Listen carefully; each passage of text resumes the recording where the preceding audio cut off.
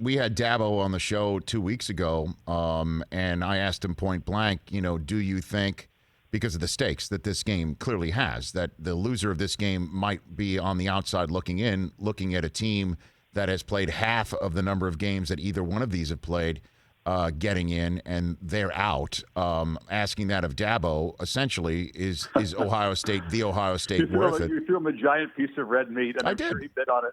He sure did. He spit it out and swallowed the bones, too. And I asked Brian Kelly the same question when I had him on 2 days before, and these guys are like, we've gone through a whole season in COVID, and these kids have played it all, and they've spilled their hearts out, and that nobody that's played half a schedule as we have deserves to be in, essentially, is what I'm wrapping it up. What do you think of this subject going into this game? Because I'm sure you and Kirk will be talking about it. I think their feelings are genuine. I do think that part of it also, nobody really wants to see Ohio State in there. If you have a choice to have another team, you might choose that, because we know that they're good enough to win it if they get in it. But should they be?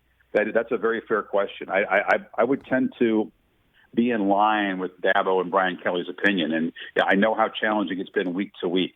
I know with the mental wear and tear beyond the physical stuff these teams have gone through. When you play double the schedule, basically, you've had double the duress. And Ohio State to arrive, not that they haven't had stress when they miss games. Don't get me wrong. It's stressful to sit games out, and they're going through practice and all that.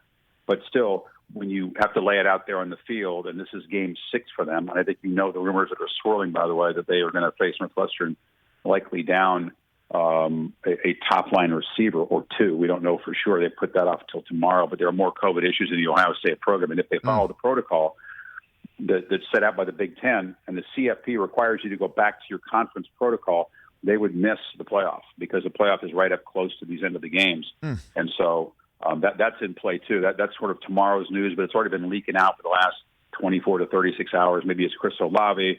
Maybe it's Garrett Wilson. Nobody's saying for sure. And I don't know for sure, but those are the names. Those are important names to have on Ohio State's team. But no, I think that the committee's already kind of weighed in on that, though, haven't they, Rich? And that's why Kelly and Dabo are upset about it, because they're already in the top 4, having played 5 games. And it's not like they face murderer's row. Let's be honest, okay? Indiana was a 7-point win, team that's proven to be a quality team, but that's pretty much it in terms of the teams that they've handled on their schedule.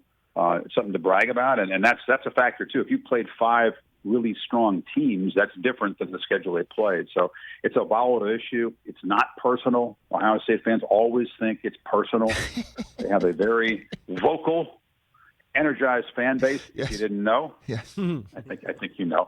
But so they're going to act like it's a conspiracy. We're being singled out. I mean, it's not that. It's just whatever team was in their position. I think you could feel the same way about it, regardless of who it is. Hey, you watched all the way to the end. Thanks for that. Watch more right here.